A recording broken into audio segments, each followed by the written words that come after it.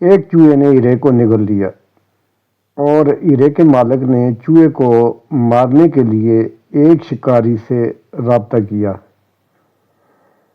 جب شکاری چوہے کو مارنے کے لیے پہنچا تو وہاں 1000 سے زیادہ چوہے اکٹھے تھے، مگر ایک چوہا سب سے الگ بیٹھا ہوا تھا۔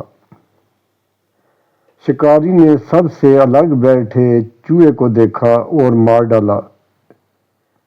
ہیرے کا مالک حیران رہ گیا کہ یہ وہی چوہا تھا جس نے ہیرا نگل لیا تھا۔